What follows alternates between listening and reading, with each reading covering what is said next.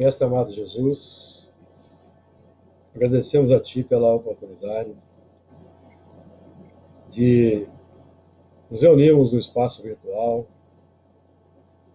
da Fraternidade Espírita Caminho Chaves, onde nós nos situamos em espírito nesse momento, transformando nossos lares em postos avançados da nossa agremiação, nossa instituição, que busca realizar expressivos trabalhos em nome de Jesus, em Teu nome, Senhor, no campo da transformação da mentalidade humana, qualificando-nos como cidadãos do universo voltados para o bem comum, para que nós possamos elevar a Terra a uma condição de mundo superior. Nós pedimos o amparo, a inspiração, a orientação, para que possamos realizar em conjunto, emanados pelo ideal espírita cristão, o melhor ao nosso alcance. E os apontamentos aqui estudados por nós possam ser proveitosos para os irmãos que estão em estágio de estudos e recuperação espiritual na fraternidade, também para aqueles trabalhadores que se irmanam a nós nas várias atividades da casa, possam também estar conosco neste momento. Que as tuas vibrações de paz, compaixão, misericórdia nos envolvam hoje e sempre. Muito bem, amigos. Então hoje nós vamos dar continuidade, dar sequência ao estudo das terças-feiras, hoje com o Livro dos Espíritos, final da capítulo 1 da primeira parte, questão 15. Vou ler aqui, são apenas duas questões, 15 e 16, para terminar aquele primeiro capítulo. E nós já, ato contínuo, vamos estudar o capítulo, iniciar o estudo do capítulo 2. Júlio, só uma notícia, está gravando já? Pode falar. Colocou para gravar já? Sim. Perfeito. Então vamos lá. Vou fazer a leitura e vou fazer a leitura de uma questão e abrir para os amigos comentários, tá bom? Questão número 15. Isso deve pensar. Nós estamos tratando aqui do panteísmo. Isso deve pensar da opinião segundo a qual todos os corpos da natureza, todos os seres, todos os globos do universo seriam parte da divindade e constituiriam em conjunto. Boa noite, Helena. Constituiriam em conjunto a própria divindade, ou, por outra, isso deve pensar da doutrina panteísta, resposta dos espíritos, não podendo fazer-se Deus, o homem quer ao menos ser uma parte de Deus. Comentários? Eu acho que essas duas questões não precisamos nem comentar muito, mas os amigos podem comentar, certo? Para a gente abrir um panorama aqui até para o segundo capítulo. Quem quer comentar? Quando ele fala que no final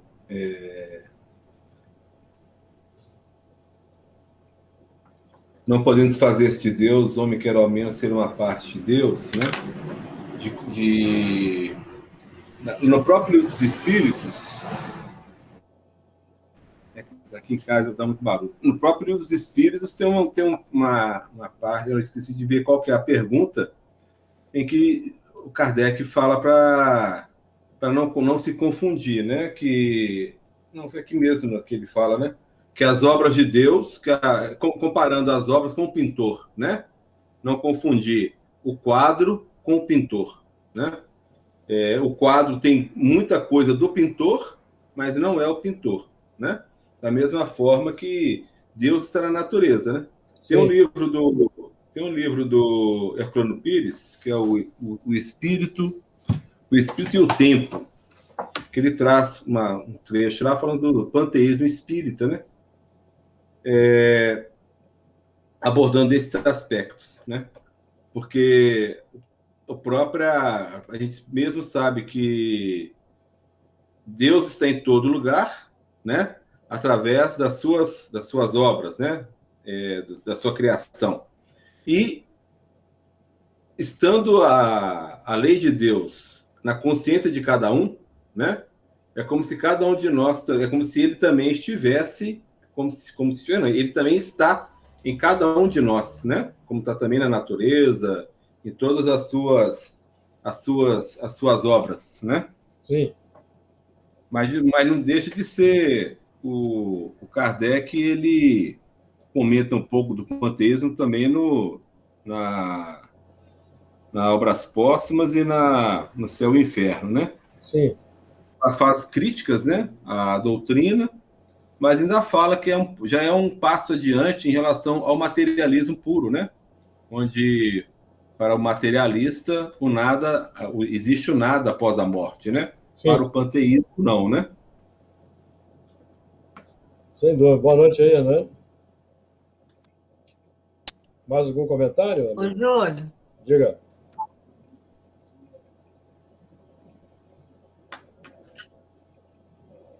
Pode falar.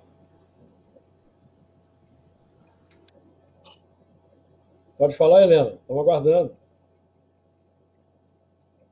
Eu tenho um livro chamado Estudando o Livro dos Espíritos, do Djalma Santos. Não sei se você conhece. Ele faz uma unidade cósmica, única e sem comparação ou associação com outros seres, pois, em caso contrário, seria vulgarizado. É a consciência maior do universo. A sua fala está picotando, nós não estamos entendendo. Em tudo e tudo está nele. Como se fosse uma colossal usina de força que há bilhões de usinas de menor porte. Recebe. Eu vou ver se eu consigo ligar meu... E agora melhorou? Só um minutinho. Nesse momento melhorou, mas a imagem está congelada. Eu vou ligar o cabo é bilhão. Não, eu tirei a imagem. Certo. Júlio. Deu uma melhorada. Melhorou agora? Melhorou? Melhorou. Mas se você tiver o cabo, é melhor você ligar o cabo, né? Fala aí, Arthur. Vamos só separar um pouco aqui a respeito da pergunta, né? E a resposta. As duas últimas palavras que falam da doutrina panteísta, né? A doutrina panteísta ela é baseada, né? Primeiro, o panteísmo tudo é Deus, né? Se a gente for traduzir literalmente do grego, tudo é Deus, né? Theo de Deus e pan tudo, né? Então tudo é Deus. Eu acho que assim uma das grandes concepções que o espiritismo ele vem nos passar uma informação muito importante é que nós somos parte da criação, nós somos parte da estrutura, nós somos parte do processo de desenvolvimento, não nosso, mas do globo, do geral, de todos. Nós viemos num processo de que Deus não é só presente na Terra. Deus não é uma concepção terrena. Deus é uma concepção universal, né? Então, a gente vem num processo de concepção de todas as formações e Deus vem nesse processo de formação. O Luiz disse muito bem, Luiz, quando você falou de que a gente quer se sentir parte dele, né? Mas a parte é a criação, né? Nós somos parte de toda a criação exercida por Deus, feita por Deus, né? De tudo, né? Sim, mesmo. Perfeito. Questão 16. Pretendem os que professam esta doutrina achar nela a demonstração de alguns dos atributos de Deus. Ô, Júlio, não subiu, não. Não entendi. Não subiu a pergunta, ainda está na 15. Sim, perdão. Sendo infinitos os mundos, Deus é por isso mesmo infinito. Não havendo vazio ou nada em parte alguma, Deus está por toda parte. Estando Deus em toda parte, pois que tudo é parte integrante de Deus, ele dá a todos os fenômenos da natureza uma razão de ser inteligente. Que se pode opor a este raciocínio? A razão.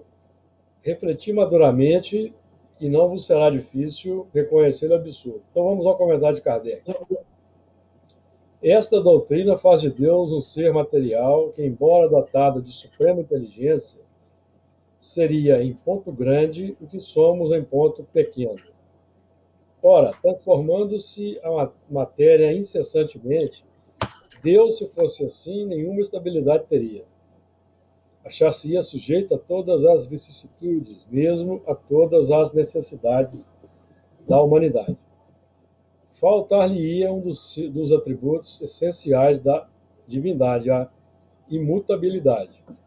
Não se podem aliar às propriedades da matéria, as propriedades da... Perdi aqui, peraí.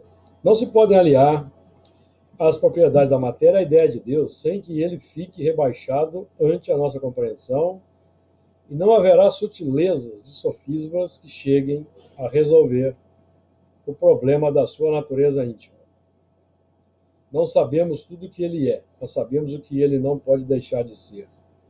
E o sistema de que tratamos está em contradição com as suas mais essenciais propriedades. Ele confunde o Criador com a criatura, exatamente como faria quem pretendesse que engenhosa máquina fosse parte integrante do mecânico que a criou, que a imaginou. A inteligência de Deus se revela em suas obras como a de um pintor no seu quadro, mas as obras de Deus não são o próprio Deus, como o quadro não é o pintor que o concebeu e executou. Essa questão aqui, ela está complementando a anterior. Eu penso que nós não precisamos comentar. O que vocês acham? Está muito claro, né? Nós podemos passar adiante para um assunto que vai ser mais palpitante. O que vocês acham? Concordam? Vamos seguir. Porque para nós aqui que estamos estudando doutrina espírita, é ponto pacífico para nós que o raciocínio de Kardec aqui já está esgotando o assunto. Acho que nós não precisamos, nesse ponto, acrescentar algum dado, porque nós vamos ficar divagando. Então vamos lá, capítulo 2. Dos elementos gerais do universo. Conhecimento do princípio das coisas, espírito e matéria, propriedade da matéria, espaço universal. Aqui nós já vamos ter material para um assunto mais instigante. Vamos lá, conhecimento do princípio das coisas. É dado ao homem conhecer o princípio das coisas? Não. Deus não permite que ao homem tudo seja revelado neste mundo. Então vamos lá, eu quero trazer só ingredientes aqui para nós trabalharmos o assunto e fazer conexões com tanto o Velho quanto o Novo Testamento. Então, por exemplo, no Gênesis capítulo 1, versículo 1. No princípio, criou Deus os céus e a terra. Então, essa questão aqui trabalha, Kardec interroga exatamente sobre o princípio das coisas materiais. Mas nós podemos avançar nessa questão dos princípios, como eu vou trazer aqui para os amigos. No princípio, Deus criou os céus e a terra. E a terra era sem forma e vazia, e havia trevas sobre a face do abismo, e o Espírito de Deus se movia sobre a face das águas. E disse Deus, haja luz, e houve luz. Então, essa é uma linguagem apropriada para aqueles tempos. Aqui nós podemos, já caminhando para o entendimento de um princípio espiritual, filosófico, da mente, nós podemos dizer o seguinte: e disse Deus, haja luz, e houve luz. vamos notar, o haja luz, hoje nós entendemos claramente como sendo o conhecimento que vai projetando entendimento, projetando luz no mundo interior.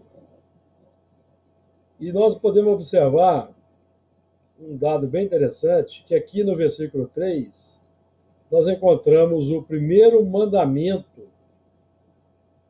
mandamento registrado do texto. Haja luz e houve luz.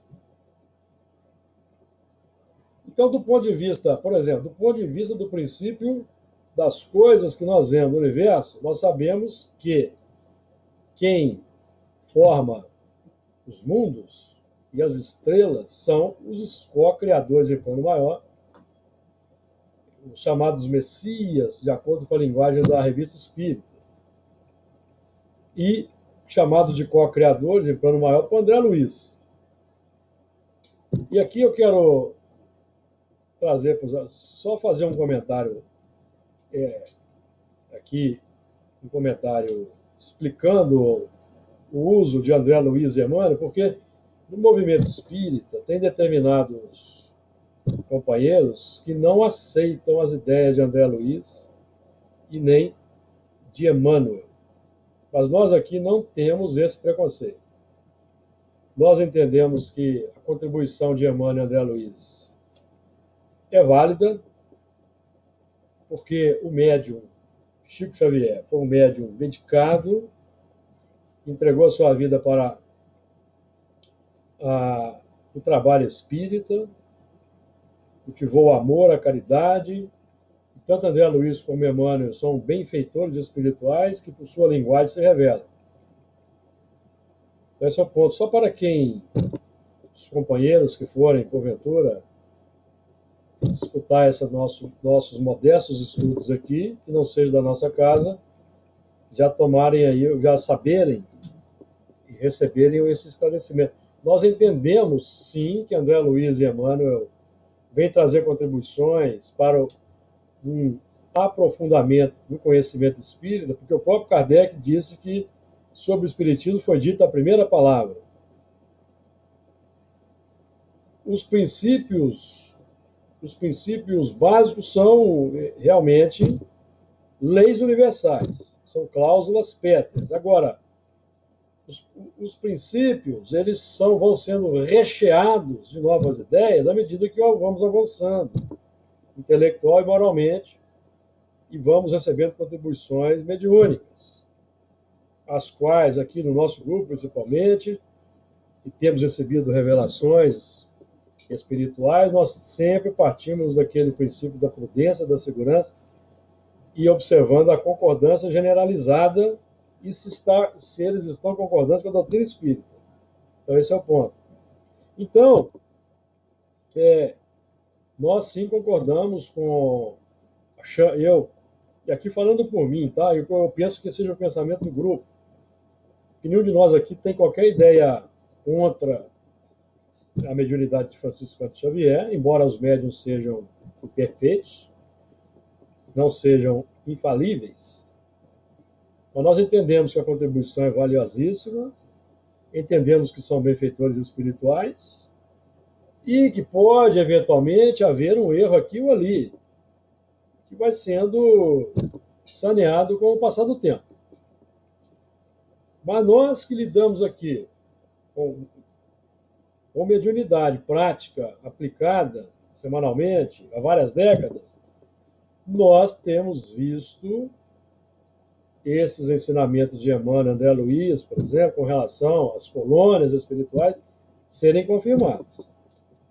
E também temos aprendido que Emmanuel, ele esclarece, ele nos ajuda a entender a codificação. Tem alguns pontos de Emmanuel que são polêmicos em determinadas obras? Tem, mas nós temos que lembrar, e aqui nós somos um grupo maduro, e aqueles que vão escutar também têm que saber disso, que Chico Xavier entregou os originais de suas obras para a Federação Espírita Brasileira, que editou os livros e destruiu os originais do Chico. e foram inseridas adulterações. Lamento ter que falar isso aqui no grupo. Por que se destruiu os originais de Chico Xavier? Existe aí, no mínimo, um movimento duvidoso, questionável. Porque é um documento importantíssimo, poderia ter sido destruído. Se destrói porque você quer esconder determinados fatos. Nós sabemos que houve adulteração, sabemos que houve alteração, isso é público e notório. Então, aquelas questões que às vezes causam uma certa controvérsia, irmã André Luiz, podemos ligar o alerta da suspeita que podem ser adulterações.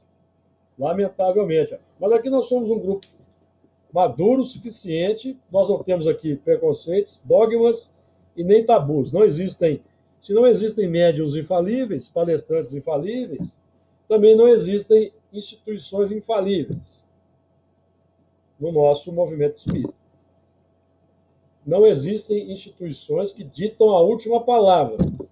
Existem instituições que nos ajudam a nos organizar, mas que ditam a última palavra, não, porque nós somos livres pensadores, estudiosos de Allan Kardec, da codificação, e nós temos o direito à dúvida e de fazer a crítica aqui no nosso grupo. Tá certo, amigo? Então, só fazendo esse apontamento, porque vocês vão, de vez em quando, vocês vão notar pessoas aí que atacam com virulência o médium Francisco Xavier, Emmanuel e André Luiz. Diga lá, meu amigo Arthur. É o Edson? Fala, Edson. Uai, obrigado, você está me confundindo com um cara bom. É porque o Arthur levantou o dedo. Ah, então deixa eu falar primeiro, depois eu falo. Entendeu?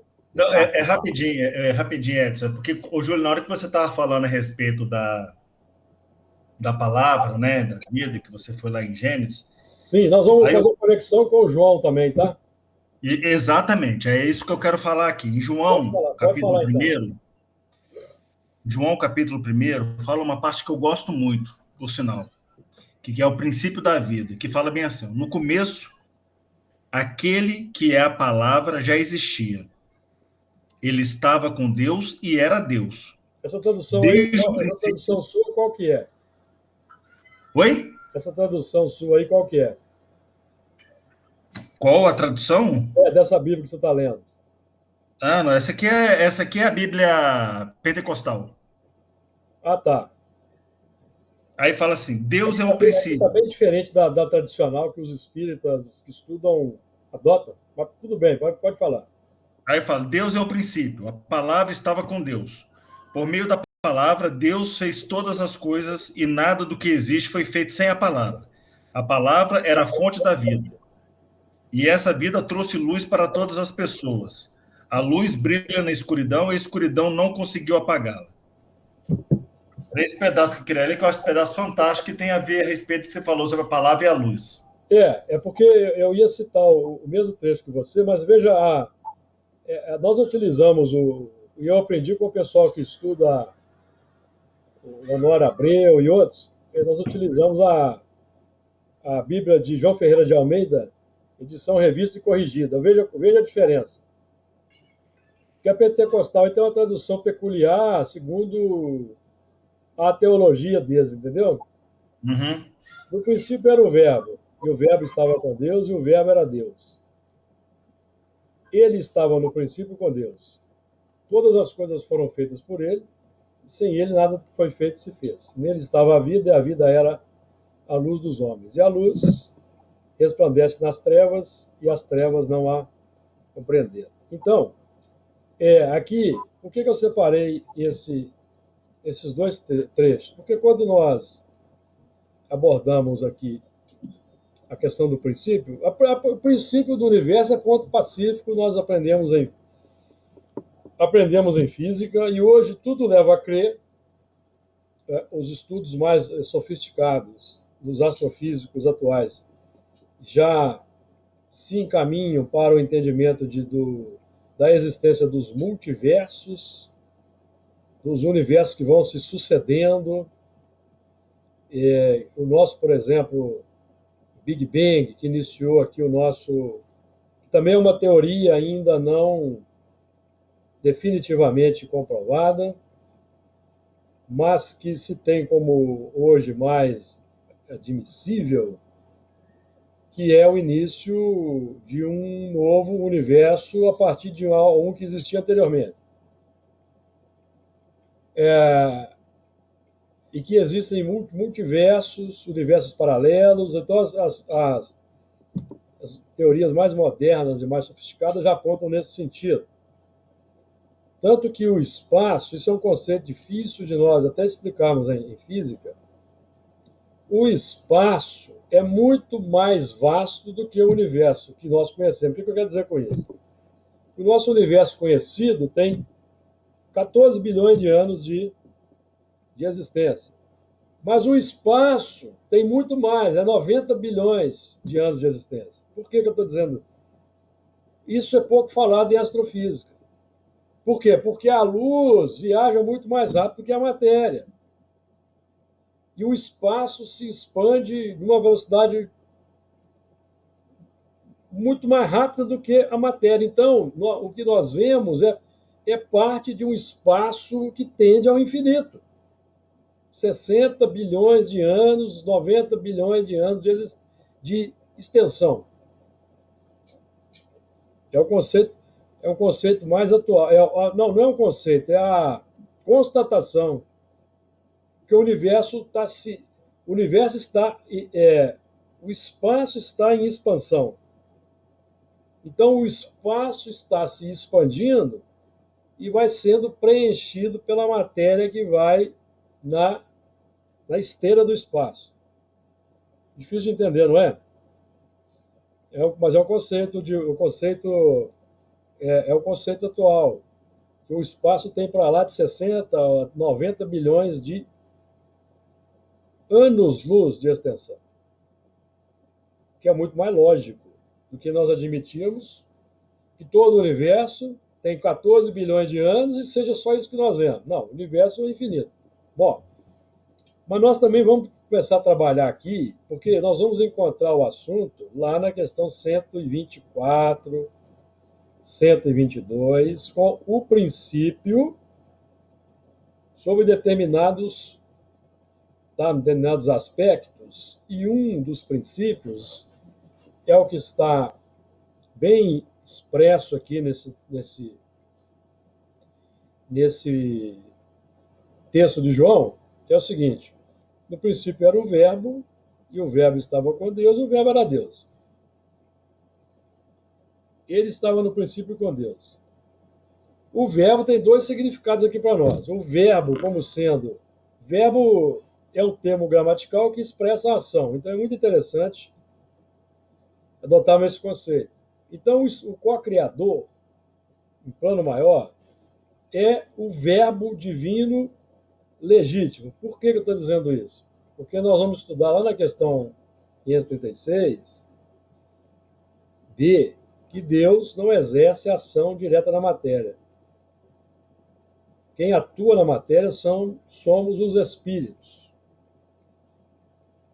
encarnados e desencarnados, em plano menor e plano maior. Em plano maior, os Messias são o verbo divino, porque eles executam a vontade do Criador, que eles captam pelo pensamento, porque eles comungam com o pensamento divino. De acordo?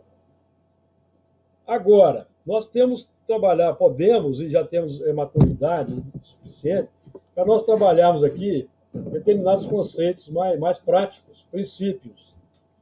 Já falamos aqui do princípio do universo, nós temos o princípio do processo mental e do pensamento, a partir de um dado momento da trajetória do espírito. O processo de pensamento, por exemplo, começa nos animais, e hoje já se sabe, por exemplo, que aves também raciocinam. Corvo, por exemplo, é um dos mais inteligentes, papagaio, vai por aí. Então, e o pensamento se torna pujante quando o princípio inteligente se torna homem, recebe o título de homem, que, segundo André Luiz, ocorreu aqui na Terra, na nossa humanidade, 200 mil anos atrás, o surgimento do Homo sapiens, quando nós conquistamos o pensamento contínuo. Porque os animais pensam, eles vão mantendo ideias relâmpagos, ideias fragmentos, conforme o André Luiz vai dizer. Então eles pensam, lançam uma ideia agora, passa um tempo, lançam outra.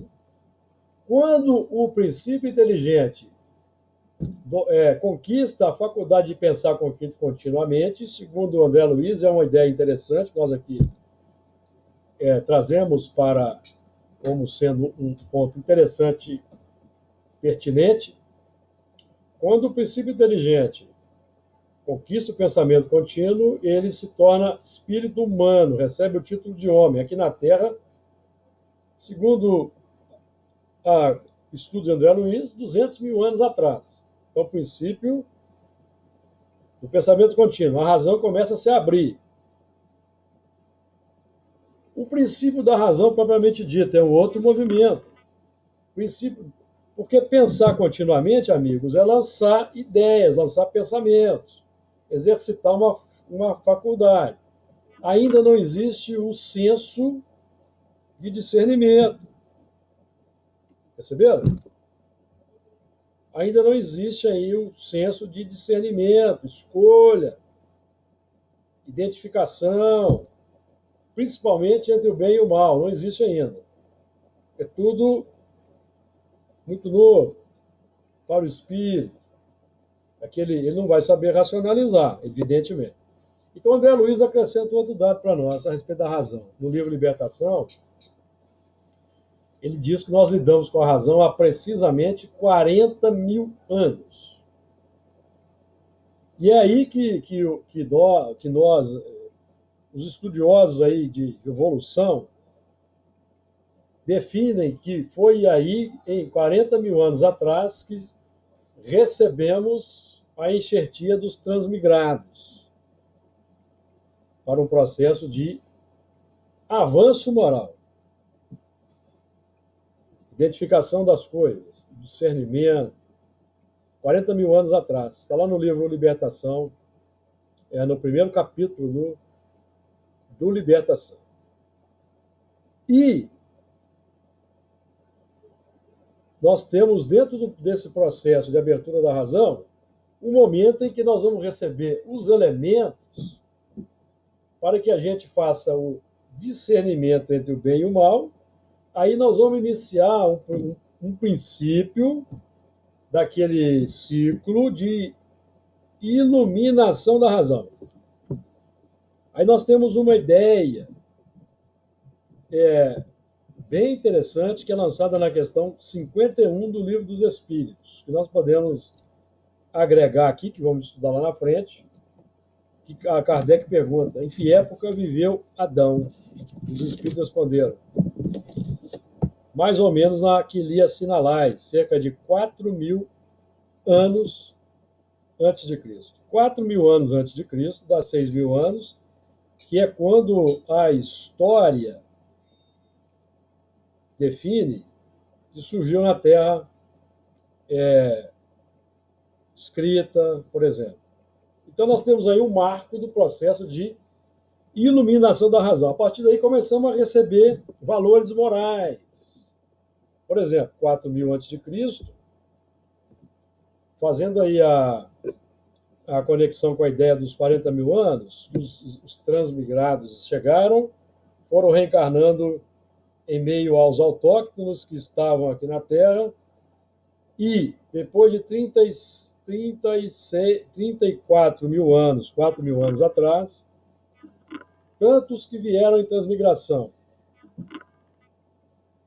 e os que estavam aqui evoluindo, chegaram naquele ponto de confluência para iluminar a razão. Os que vieram em transmigração para reciclar a razão. E os novos da Terra para iluminar a razão. Eu pergunto se ficou claro, se os amigos estão concordando com a ideia da gente aprofundar o assunto do princípio. Por que eu estou fazendo? Por que eu estou trazendo à baila isso aqui? Porque nós vamos nos deparar com essa questão do princípio, que é desafiadora, lá nas partir das questões 120 do Livro dos Espíritos. Então, eu já estou aqui fazendo uma conexão com o assunto que vai emergir, tá certo? Pergunto se está de acordo, se vocês concordam com essa abordagem, se não estão achando que é uma divagação assim meio complexa. Se nós podemos trazer esses assuntos de vez em quando, aprofundando a questão. Ô, Júlio, Fala aí, Hernani.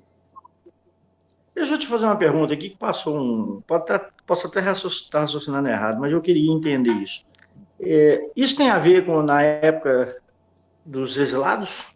Exilados, Capela? os transmigrados. Ah, E tá. aqui eu preciso fazer, já que você citou Capela, eu preciso fazer uma consideração aqui importante. Capela é uma estrela que não tem planetas. Capela é uma estrela que não tem nem disco protoplanetário. Capela é uma estrela que tem apenas 650 milhões de anos. Então, ela não. Se ela tivesse planetas, os planetas não estariam ainda em condições de desenvolver vida como a nossa. Humanidade. O Sol tem 5 bilhões de anos de existência. Está na sua meia-vida. A Terra, 4,6 bilhões de anos de formação. E a vida embrionária, vírus e bactérias, surgiram aqui na Terra depois de 500 milhões de anos que a Terra se formou, que ela adquiriu as condições para o surgimento da vida embrionária. E a vida humana, como a nossa, surgiu na Terra, os primeiros primatas, né, hominídeos, vamos colocar aí 10 milhões de anos, mais ou menos, eu não tenho a data precisa não. Lembrando que chimpanzés, gorilas e orangotangos são considerados hoje hominídeos, tá? A nomenclatura mudou. Então, a ideia de Capela é uma ideia que nós colocamos como ponto de interrogação. E eu já não estou nem falando mais em Capela. Porque não bate com a informação da ciência. Lá não tem mundos. A ciência já tem condições de saber que lá não tem mundos. As estrelas principais ali da constelação de Capela são estrelas novas. Que e lá elas nem têm disco protoplanetário. Então elas nem têm processo de formação planetária lá. Nenhuma das estrelas, tá, amigos? Da constelação de Capela. O que já não acontece, por exemplo, com a constelação de Órion. Órion tem 81 estrelas. A possibilidade de ter lá estrelas antigas com sistemas planetários é grande, porque já foram fotografados lá pelos telescópios, nas nebulosas de Órion, que é uma constelação belíssima, já foram fotografados centenas de estrelas com discos protoplanetários. Então, se tem sistemas planetários em formação, provavelmente tem sistemas planetários antigos. Então, aqui eu lanço a ideia, como nós estamos trabalhando no nosso grupo já há um certo tempo, com o espírito de Órion, e não só o nosso grupo, um grupo de um amigo meu também, será que esses irmãos não foram transmigrados de um dos planetas lá da constelação de Órion? Por exemplo? É uma ideia. Mas Capela, eu recomendo vocês a terem cuidado doravante com citação de Capela. Que não tem embasamento da ciência, não, tá? E mesmo com aquelas obras que falam que determinados espíritos vieram de Sírios. Sírios ainda é mais nova do que Capela. Sírios tem 250 milhões de anos apenas. E também não tem disco protoplanetário. Então, nós temos que ter cuidado com... Vocês perceberam porque eu citei André Luiz e Emmanuel no começo? E fiz um disclaimer, usando aí um termo moderno, porque essas duas estrelas não têm planetas. Então nós temos que ter cuidado. Aí a pessoa vai dizer assim, mas os planetas lá são fluídicos, aí já fica mais difícil ainda de constatar, certo? Então a gente coloca isso na prateleira da dúvida. Que houve transmigração, houve, porque Kardec trata do assunto no livro A Gênese, no capítulo 11. Houve transmigração. De onde vieram, nós ainda não sabemos. Capelas parece ser bem claro que não foi. Tá, amigos? Pode ter sido um problema do médium de filtrar? Pode. Evidentemente que pode. E os espíritos preferiram nem fazer correção? Também. Então, são coisas que nós temos que ter cuidado na nossa tarefa de multiplicadores aí de opinião, de pretensos divulgadores da doutrina espírita, de supostos conhecedores profundos da doutrina espírita, porque nós aqui somos aprendizes. Então, quando eu trago essas ideias para vocês, é fruto do nosso estudo, do nossa aprendizagem. Aprendemos com companheiros estudiosos que nós aqui trazemos para a gente enriquecer o estudo, não ficarmos muito engessados somente na codificação. Repito, Kardec disse que sobre o Espiritismo foi dita a primeira palavra. Por exemplo, reencarnação é um princípio inamovível, mas os detalhes da reencarnação Allan Kardec não pôde estudar. Como se dá o processo, os detalhes. Kardec não teve como interrogar os espíritos sobre isso. E talvez os espíritos não pudessem dizer naquele tempo, perceberam? Então, o André Luiz, no livro Missionários da Luz, traz ideias para nós sobre o processo de reencarnação. Inclusive no livro Evolução em Dois Mundos, em que ele, por exemplo, vai dizer, quando fala da hereditariedade, que os espíritos utilizam lá nos departamentos de projeto de corpo físico, planejamento das reencarnações, eles usam cálculos diferencial integral, presta atenção, aplicado às leis da hereditariedade. Veja que interessante. Então, eu aqui quero acrescentar para vocês um dado, que determinado espírito, através até da Laura, uma reunião há um tempo atrás, pediu para nós estudarmos, e é o que nós estamos buscando fazer aqui nesse grupo, estudarmos a doutrina espírita, porque eles precisam de médiuns que possam trazer para a Terra novas ideias, novas questões, que eles ainda não têm encontrado.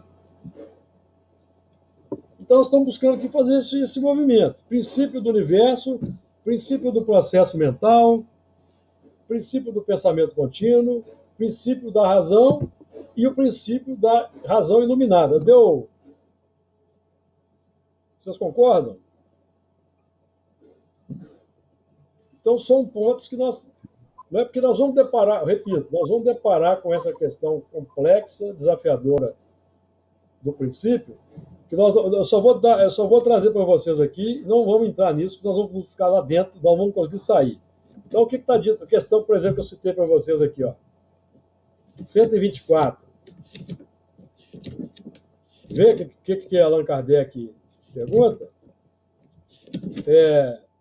124. Kardec faz o seguinte comentário. Os espíritos que desde o princípio seguem o caminho do bem, nem por isso são espíritos perfeitos. Que princípio que é esse que Kardec está perguntando aqui? Notaram? Os espíritos que desde o princípio seguem o caminho do bem. Qual que é esse princípio? Porque o determinismo divino é do bem. Absoluto. Então, desde o princípio, os espíritos seguem o caminho do bem, amigos. Existe um equívoco. Na questão 907, para explicar a ideia que eu estou trazendo aqui, Kardec perguntou fez a seguinte pergunta, 907. Será substancialmente mal o princípio originário das paixões, embora esteja na natureza? Veja que pergunta inteligente. Não. Ou seja, o princípio originário das paixões não é mal. Qual é o princípio originário das paixões? Os instintos. E o que são os instintos? O determinismo divino que o princípio inteligente desenvolve, conquista para seguir na busca da perfeição. Então não existe espíritos que seguem o mal desde o princípio. Não existe. Então, o princípio que Allan Kardec está levantando aqui é o princípio dos processos de escolha, a partir do momento em que nós compreendemos as leis de Deus. Vejam a complexidade do assunto. Porque é só quando o espírito humano que desenvolveu o pensamento contínuo, que elaborou a capacidade de escolher, só quando ele admite as leis é que ele tem condição de escolher entre a virtude e a paixão, que é o bem e o mal. Virtude e paixão. Então, isso levou Emmanuel, por exemplo, a fazer uma afirmativa muito interessante no livro Consolador, questão 135, eu trago aqui, que o mal para Deus não existe, é zero. Veja que interessante. Sintetizou o que nós dissemos numa frase, conforme o Edson gosta. O Edson gosta muito de falar do poder de síntese de Emmanuel. O mal não existe o mal para Deus é zero. Não existe, o mal não existe, é zero para Deus. Então, o que é o mal? Porque existe um misticismo na doutrina espírita, que é herdado do catolicismo. O que é o mal, amigos? O mal é o abuso de que você cresceu à vontade, da questão 907, que são as paixões, as imperfeições que nós geramos. Isso é o mal. Precisa ser corrigido. Júlio. Certo? Ficou clara a ideia? Alguém não entendeu? Está difícil de entender? Ou está tranquilo? Enquanto isso, o Edson vai falando aí. Vou ler para vocês aqui, Gênesis capítulo 3, o bem e o mal. Item 8. Pode-se dizer que o mal é a ausência do bem, como o frio é a falta de calor. O mal não é um atributo distinto. Assim como o frio não é um fluido especial. É a negação do outro. Onde o bem não existe, forçosamente existe o mal. Deixar de fazer o mal já é o começo de bem. Deus não quer senão o bem. O mal provém unicamente do homem. Isso. O mal, Tá na criação. O mal provém unicamente do homem. O mal surge quando nós, tendo conhecimento da lei e fazendo escolhas conscientes, optamos por permanecer no campo instintivo animalizado. Aí nós geramos egoísmo, geramos orgulho, geramos ciúme, Exato. geramos inveja, com trágicas consequências para a humanidade. Aí o mal que é gerado é aproveitado como instrumento da justiça. Mas antes do termo, antes do homem não existe mal. O mal só existe na faixa da humanidade. Porque animal não faz o mal, amigos. Segue os instintos naturais, que são... Vou repetir a resposta de Kardec, 907, dos espíritos. Só interrompendo o Edson um pouquinho, Edson, só para não perder o gancho. Não, mas é isso mesmo, tá certo. Os instintos. O princípio originário das paixões foi posto no coração do homem para a realização de grandes coisas. Qual é o princípio da origem das paixões? Os instintos. Foi posto no coração do homem para o bem. Como? Pelas reencarnações. Em que faixa? Faixa animalizada. E quando a razão se abre. Então, o princípio inteligente vai seguindo o instinto. Ele vai seguindo o instinto, que é o condicionamento dele. Quando o princípio inteligente desenvolve o pensamento contínuo, recebe o título de homem, o que ele traz na bagagem, o que é? Instinto. Ou ele traz alguma outra coisa? Traz instintos. E o conhecimento empírico que ele desenvolve ali no meio. A inteligência rudimentar para lidar com a natureza, fazer ferramentas rudimentares, tudo isso ele vai desenvolvendo ali no empirismo, sacando de si. Aí entra a inspiração dos espíritos, muito lentamente. Por exemplo, durante o sono, como é que pode ser o processo? Lá o troglodita, lá 200 mil anos atrás, certo? Aí ele dorme. Aí o espírito mostra para ele, por exemplo, o espírito pega duas pedras. Ele não tem linguagem ainda. Ele não sabe conversar. Então o espírito pega para ele, o espírito se apresenta com a forma dele, pega duas pedras, bate uma na outra, aí sai uma faísca, sai o fogo, certo? Aí ele acorda. Aí lá um belo momento, lá está sentindo frio, aí ele vai lembra do sonho, aí ele pega duas pedras e tenta e não consegue. Aí no outro dia ele vai dormir de novo, o espírito vai repetir, vai repetindo até que ele consegue. É assim que funciona. Mas com base numa busca que ele já traz de forma embrionária. Então, o bem é a virtude. Então o Edson falou, o Kardec colocou ali que o mal é a ausência do bem. Isso nós temos que colocar na faixa da humanidade, porque senão o elemento coloca isso na faixa da criação. Então, o mal, que é a ausência do bem, bem é virtude, o mal é, vamos sintetizar, no egoísmo. Surge na faixa da humanidade, porque antes da humanidade não existe maldade no universo, amigos. Certo? O que nós entendemos como mal, por isso que Emmanuel fala que mal para Deus é zero. O que nós entendemos como mal é gerado por nós.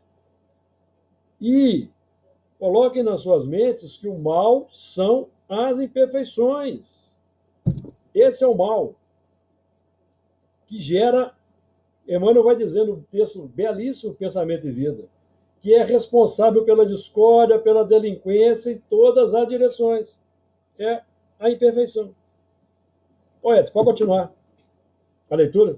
Não, mas você sintetizou isso mesmo. E agora eu vou dar mais uma paulada aqui no Kardec, aqui, ó. Item 10. Se estudarmos todas as paixões e assim também todos os vícios, veremos que ambos têm seu princípio no instinto de conservação. Então, foi o que eu falei. Exatamente. Tal instinto existe com toda a sua força nos animais e nos seres primitivos, que se aproximam mais à animalidade. Aí ele domina sozinho, ou seja, o instinto de conservação. Sim. Porque tais seres ainda não têm o contrapeso do senso moral. Exatamente. Falou. O ser ainda não nasceu na vida intelectual. Exato. Ao contrário, o instinto se enfraquece à medida que a inteligência se desenvolve, pois que a inteligência domina a matéria. Esse Kardec é sensacional. Aí você tem que só fazer um pequeno ajuste. O instinto animal. É o instinto animal. Porque o princípio que dá origem é o mesmo. O que é o instinto? O instinto é um sentimento que foi desenvolvido pelo condicionamento repetitivo, pela busca. Então, o mesmo mecanismo vai gerar virtude. A prática repetitiva, que é o combate sistemático ao... O espírito é reconhecido por domar as suas inclinações más. Então, nós temos um aviso, que nós somos espíritos, amigos, que geramos o mal na nossa intimidade. Nós estamos aqui retificando. Por quê? Aquele espírito que vem seguindo a linha reta da evolução. A linha reta da evolução não quer dizer que ele é bonzinho desde o princípio, não, tá, amigos? Porque existe essa confusão aí. O que é a linha reta da evolução? Eu dei um exemplo na Estudo do Apocalipse na segunda-feira. Tá?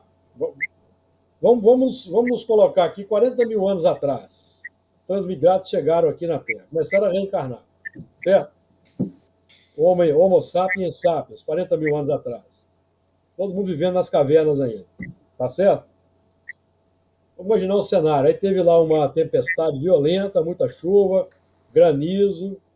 Aí o elemento se abrigou numa concavidade da rocha lá. Vamos supor que ele é um transmigrado, ele já tem noções ele já sabe o que é solidariedade, embora não verbalize ainda, porque 40 mil anos atrás, né? Ele ainda não consegue verbalizar. Mas ele traz no seu espírito a conquista da solidariedade. Então, ele está ali abrigado ali naquela concavidade, está chovendo granizo, ele vê passando lá um outro elemento que ele não conhece, é desconhecido, é uma outra tribo, certo? Aí ele chama aquele elemento para sinalizar que ali tem um abrigo. Aí o outro elemento vai se aproximar com cautela, não vai? Com cautela. Ele não sabe qual é o propósito daquele, o instinto animal está muito forte, o instinto de conservação, de sobrevivência. Então ele aproxima com cautela, vai aproximar com cautela, preparado ali para até por uma disputa. Ele pode até estar, ele já pensa, ele pode até pensar assim, eu vou eliminar aquela pessoa, aquele ali, vou ficar com o abrigo que ele está. Não pode? Pode, é o instinto dele. Enquanto que o outro está chamando ele para se abrigar lá. Então ele vai se aproximando. Ele vai ter duas possibilidades: de se abrigar junto com o outro, ou, com medo de ser agredido, ele resolver agredir e matar o outro, não pode? Isso é como se processa o desenvolvimento do senso moral de forma no contato social. Se ele vence o medo, se aproxima daquele camarada e ali fica junto dele esperando passar a tempestade, ele aprende alguma coisa nova que ele não conhecia, que é a solidariedade. Aí ele vai levar aquilo para a tribo dele. Chega na tribo dele lá um belo dia, ele resolve fazer a mesma coisa. Vocês estão percebendo como funciona? Até que vai chegar um certo tempo, isso, ali estão os transmigrados no contato social com os autóctones. Estão ali. Reencarna, desencarna, milhares de anos. Aí eles vão chegar numa determinada época em que eles estão equiparados. O que veio de fora reciclou, se preparou para reciclar, melhor dizendo, o que ele errou lá em Capela não, lá no outro mundo, e aquele que estava evoluindo aqui na Terra chegou naquele nível de entendimento ali os dois seguirem juntos na caminhada da iluminação da razão, que é o que está simbolizado, amigos, no abraço dos irmãos, dos filhos de Abraão, Isaac e Ismael. O que eu estou dizendo? Abraão não é o patriarca? O primeiro que falou do Deus único não foi Abraão? O primeiro que confiou em Deus, que teve o primeiro filho com a escrava Agar, o Ismael, escrava aos valores terrenos. E teve um segundo filho com a esposa legítima Sara. Esposa legítima por quê? Porque era um espírito do grupo dos exilados, adotado de sentimentos novos. Então, Isaac. Então, simboliza que, a partir daquele ponto, os dois grupamentos os que vieram em transmigração e os que estavam aqui evoluindo, chegaram num ponto que eles agora vão caminhar juntos para iluminar a razão, perceberam? Aí, depois de Abraão, tivemos Moisés. E antes tivemos o Código de Hammurabi e outras coisas mais que aconteceram que se perderam na história. Então, já falamos disso aqui no estudo de Moisés. O que os 10 mandamentos representam? Eles representam a aferição da conquista intelectual da humanidade. Aferição. Porque quando Moisés traz os 10 mandamentos, aquilo não caiu de paraquedas na Terra, não foi extemporâneo. Aquilo veio em resposta ao que acontecia no globo. Porque nas diversas áreas do globo havia espíritos já comunicando pelo exemplo e pela palavra novas posturas. Seja um pai com filho, um chefe de uma tribo, o pajé, porque as lideranças naquela época, todas as lideranças de tribos, de grupamentos humanos, tudo indica que eram exilados, os transmigrados, que são os que tinham mais conhecimento e que dominaram os espíritos da Terra. Eu pergunto aí se ficou... Amigos, o assunto não é fácil, não.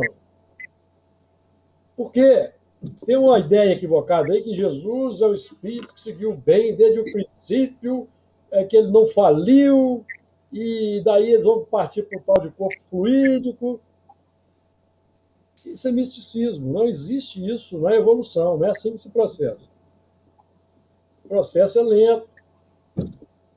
Quando o princípio de inteligência se torna homem, ele está repleto dos instintos animalizados. Ele não tem como ele abstrair disso, não sabe? Ele não sabe outra coisa. Não é? Kardec está dizendo isso aí. Então, esse é o ponto aí, Dedes, porque o bem e o mal, o bem é a lei de Deus, é o bem absoluto. Todos os seres seguem o caminho do bem, porque o instinto leva o princípio inteligente para o caminho do bem, que é a busca pelo melhor. Então, é por isso que ele busca o melhor território, ele busca o melhor alimento, o melhor parceiro para acasalar, ele busca o melhor. Quando ele mata, ou ele mata para se alimentar, ou ele mata para proteger o seu melhor, que é o seu território. É a lei do mais forte. Isso não é maldade, isso é a busca do melhor, é o bem. Então, quando nós compreendemos os mandamentos, mas queremos manter na faixa instintivas, aí nós geramos o chamado mal, que é o desvio, que é a imperfeição. Notaram? Vamos nos aproveitar, já que o Edson trouxe o livro A Gênese, vamos nos valer de Paulo, questão 1009, na sua dissertação. Ó, vai dizer assim, ó, quem é, com efeito, o culpado, ou aquele que pratica o mal? É aquele que, por um desvio, por um falso movimento da alma, se afasta do objetivo da criação, que consiste no culto harmonioso do belo, do bem. Perceberam? Qual que é o desvio que é feito? Kardec já disse tudo aí no que na fala que o Edson repetiu. Abuso da lei de conservação, que é o egoísmo. Quero tudo de bom para mim. O próximo que se vire. De acordo aí, Edson? Está de acordo? Quer acrescentar mais alguma coisa aí? Bom, esse assunto é desafiador, não é? Não, Ju, tá tranquilo, é isso aí. Não é desafiador? Ô, Júlio, Elana. eu gostaria de perguntar, na verdade, eu quero saber se é possível afirmar que exatamente essa consciência entre o bem e o mal, mais do que a consciência, né, seria o exercício do bem, é o que nos faria conhecer realmente o princípio de todas as coisas? Sim. É o amor. Então, é o amor que vai abrir, é o amor que vai abrir o entendimento. Porque falta para nós o sentido. Já estudamos anteriormente aí, não já? Falta o sentido. É o amor pleno que vai abrir o campo mental para a gente entender. Eu acho que isso que a Elana falou está ao final da pergunta, da resposta, né? Pergunta se é dado ao homem conhecer o princípio das coisas. Não, não é dado. Deus não permite que ao homem tudo seja revelado neste mundo. Sim. Então, a gente pode entender assim, da mesma forma que Jesus não pôde falar tudo aos espíritos da sua época, né? Que mandaria um consolador, mas da mesma forma, os espíritos que estão nos trazendo as revelações, novas revelações, explicando muita coisa que Jesus nos deixou, também não tem como ainda falar para nós, que não temos ainda capacidade mental para compreendermos, né, coisas muito lá atrás. Mal a gente dá conta de... Estamos entendendo agora o que está mais perto da gente, que são os animais. Exatamente. Né? A animalidade. Né? Também que nós estamos avançando nesse aspecto de inteligência moral e intelectual, a gente vai conseguindo receber mais revelações e compreender melhor, né, como se deu lá atrás, né? Embora eu acredito até que seja porque, Luiz, está diretamente ligado ao processo evolutivo mesmo, né? Nessa encarnação nós não vamos virar anjo, né, para poder conseguir compreender o princípio de todas as coisas. Então, é o processo. E, assim, eu entendi, eu acho que o Júlio falou de uma coisa que eu não tinha me tocado, que é essa questão essa compreensão desse princípio aí, eu achei que era só assim, o simples início de tudo. E não é isso, é muito mais complexo. Realmente, assim, eu estou aqui pensando, é sensacional, Júlio, a explicação que você deu. Porque faz a gente voltar para dentro da gente mesmo e perceber coisas muito maiores. Quando o João fala que no princípio era o verbo, então no princípio do entendimento, da compreensão, está o verbo, a palavra, a lei, o conhecimento, é que abre a perspectiva. Exatamente. Do entendimento do mundo. E nós vamos avançar. Na questão 18, por exemplo, toca nos mistérios das coisas. Nós vamos estudar na próxima reunião, porque hoje não vai dar. Aí nós vamos, inclusive, inserir aí, por exemplo, as existências passadas. Está tudo interligado. O princípio das coisas, o princípio a nossa origem. O que nós somos hoje, qual foi o processo, qual foi a dinâmica? Dos nossos virtudes, nossos defeitos, que nós fizemos. Nós estamos tendo essa experiência no nosso grupo, de um levantamento, porque também faz parte do movimento. Meus amigos, o tempo está esgotado. Passamos aí já 7 minutos. Eu gostaria que vocês fizessem, quem quiser fazer, com suas considerações finais aí para a gente interromper e já deixar já aí programado para a semana que vem. Quem sabe a gente consegue passar da 18ª questão. Semana que vem é Evangelho. Semana que vem que eu falo é na próxima... Ah, tá, 15 dias. Próxima. Do estudo do Livro dos Espíritos. Nós vamos voltar no princípio aí, lá na questão 122. Porque nós temos aqueles ciclos de evolução que dão início a novas coisas. No princípio era o verbo estava com Deus. Aí nós vamos trabalhar também, trabalhamos aqui, já falamos disso, né? Não vamos repetir. O Deus é o Deus criador, o Deus interno.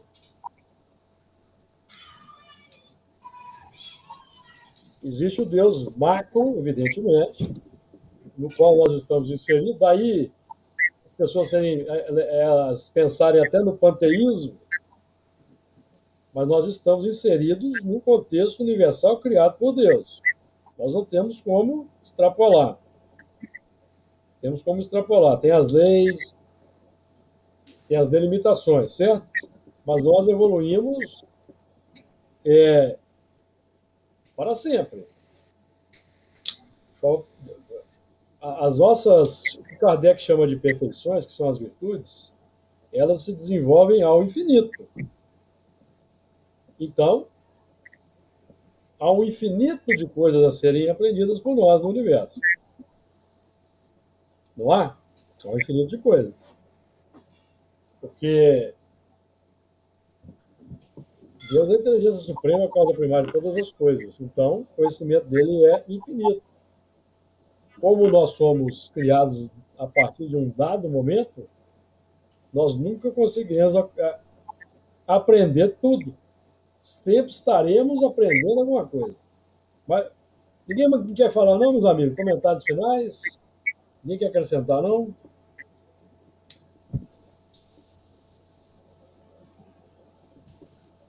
Muito bem.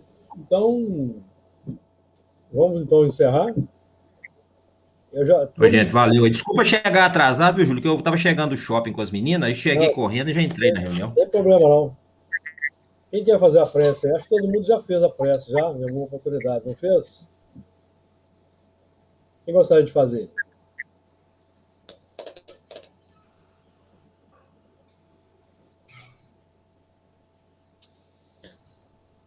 Elana tinha comentado para mim que ela ia fazer. Vai, Elana? Opa, eu fiz a última reunião.